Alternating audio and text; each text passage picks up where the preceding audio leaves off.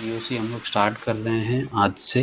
आज ज़्यादा कुछ मैं नहीं बताऊंगा, इंट्रोडक्शन वगैरह दूंगा खाली, सिर्फ टाइम कम बचा है अपने पास। ठीक है, तो अब है क्या जीओसी। जीओसी जनरली तुम्हारे ऑर्गेनिक केमिस्ट्री का सबसे इम्पॉर्टेंट चैप्टर है। अगर ये चीज़ें तुमको है तो बहुत इजी, पढ़ोगे तो तुम लोग को बहुत मज़ा आएगा ये चैप्टर्स में, बट आना चाहिए ये सब चीज़ें।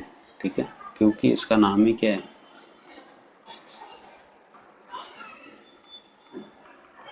General organic chemistry. ठीक है, कुछ कॉम्प्लिकेटेड नहीं है, बहुत इजी सा चलेगा, मतलब बहुत इजी चैप्टर है, आराम आराम से चलेगा। चैप्टर नहीं बोल सकते, ये कॉम्बिनेशन ऑफ चैप्टर है। जो मैंने तुमको आईयूपीसी पढ़ाया उसमें सारे चैप्टर तुम्हारे 12th के भी कंबाइन थे और 11th के भी। ऐसे ही जो जीओसी है, जनरल ऑर्गेनिक केमिस्ट्री, यहाँ पे हम लोग हर छोटी सी छोटी चीज़ को वेरीफाई करेंगे कि अगर कोई चीज़ आ जाती है बेंजीन की रिंग में या किसी दूसरे स्ट्रक्चर में, तो उस चीज़ से स्ट्रक्चर को क्या फ़र्क पड़ता है।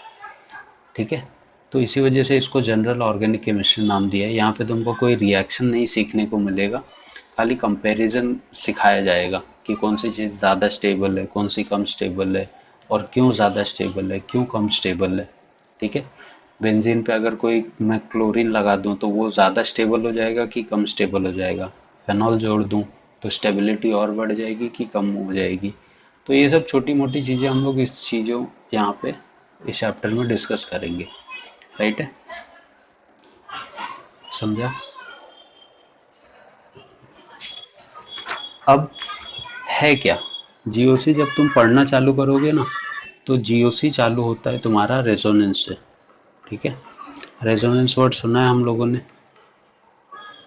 ठीक है, रेजोनेंस बोलूं या फिर मैं तुमको कॉन्जुगेशन बोलूं, क्या होता है रेजोनेंस या कॉन्जुगेशन, और इससे स्ट्रक्चर को क्या फर्क पड़ता है। जिस स्ट्रक्चर में रेजोनेंस होने लगता है ना, उस स्ट्रक्चर की स्टेबिलिटी क्या हो जाती है, बढ़ जाती है। ठीक है, तो हमको पहले यही देखना है इस चैप्टर में कि रेजोनेंस होता कैसे। तो रेजोनेंस होने के तुम्हारे पास 1 2 3 4 5 टोटल 6 केसेस है। ठीक है, 6 केस में रेजोनेंस या कॉन्जुगेशन देखने को मिलता है। तो पहले हम लोग यही सब कवर करेंगे कि रेजोनेंस हमको कहाँ कहाँ पे देखने को मिलता है, क्योंकि इससे मुझे ये तो पता है कि रेजोनेंस जब होगा तो स्ट्रक्चर की स्टेबिलिटी बढ़ जाएगी, और हर एक स्ट्रक्चर क्या चाहता है कि उसकी स्टेबिलिटी बढ़े। राइट है, तो हर स्ट्रक्चर अगर उनको रेजोनेंस का चांस मिलेगा तो वो लोग उसमें इन्वॉल्व हो जाएंगे इजीली। ठीक है, अब रेजोनेंस हो गया स्ट्रक्चर्स में। ठीक है, इसके बाद हम लोग देखेंगे रेजोनेटिंग स्ट्रक्चर्स।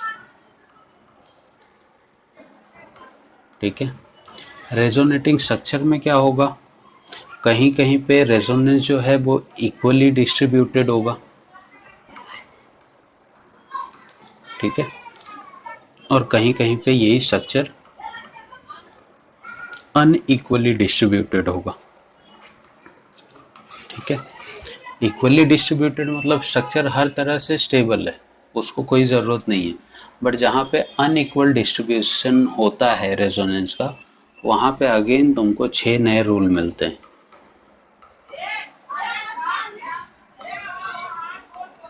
ठीक है, अनइक्वली डिस्ट्रीब्यूशन में क्या फ़र्क पड़ेगा स्ट्रक्चर्स को।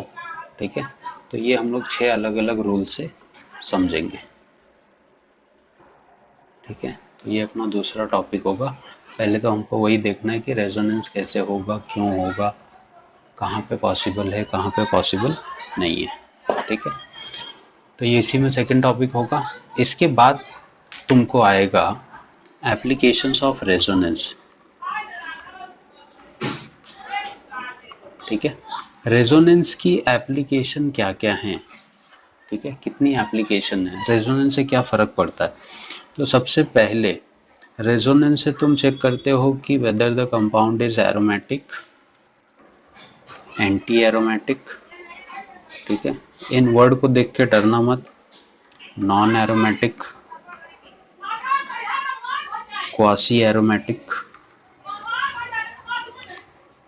फिर इसी में हम लोग थोड़ा सा मल्टी साइक्लिक सिस्टम देखेंगे, राइट।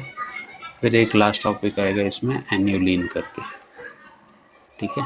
ये इसकी पहली एप्लीकेशन है। फिर रेजोनेंस से ही हम लोग वेरीफाई करते हैं कि चीज़ों की जो बॉन्ड लेंथ है या फिर उसका बॉन्ड ऑर्डर हम लोग कैसे चेक करेंगे,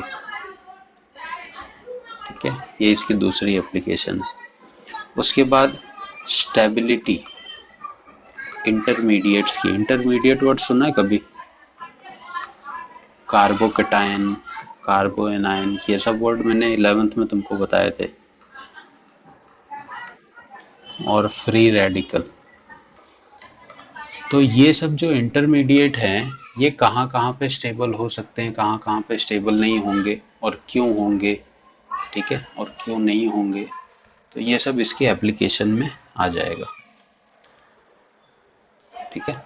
इनकी और भी एप्लीकेशन है। एप्लीकेशन में हम लोग mesomeric effect, electromeric effect, inductive effect, ठीक है, ये सब भी कवर करेंगे, राइट। तो यहाँ पे आके तुम्हारा जनरल ऑर्गेनिक केमिस्ट्री क्या हो जाएगा, खत्म हो जाएगा। मतलब पहले तुमको रेजोनेंस देखना है, फिर रेजोनेटिंग स्ट्रक्चर में इफेक्ट क्या क्या होते हैं, फिर उनके एप्लीकेशन, एप्लीकेशन ही काफ़ी वास्ट है इसकी।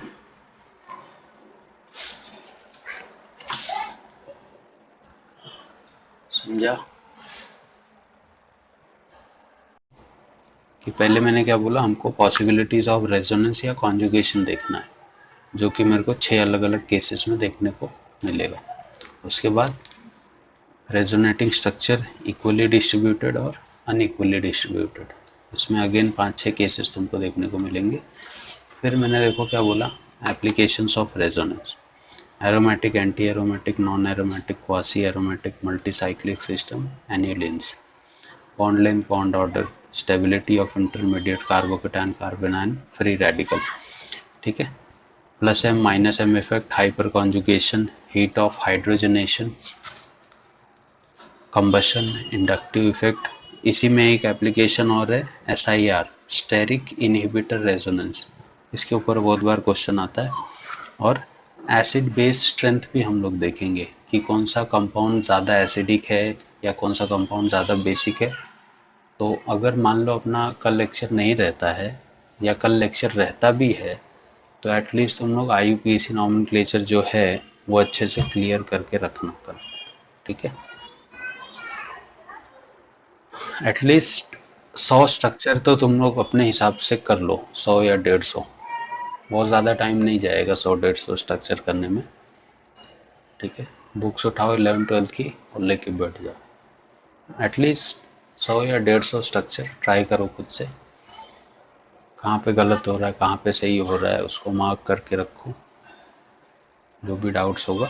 क्योंकि आगे जो ऑर्गेनिक केमिस्ट्री आएगी वहाँ पे मैं तुमको नाम बताने नहीं बैठने वाला हूँ कि इसका नाम ये है उसका नाम ये है, ठीक है।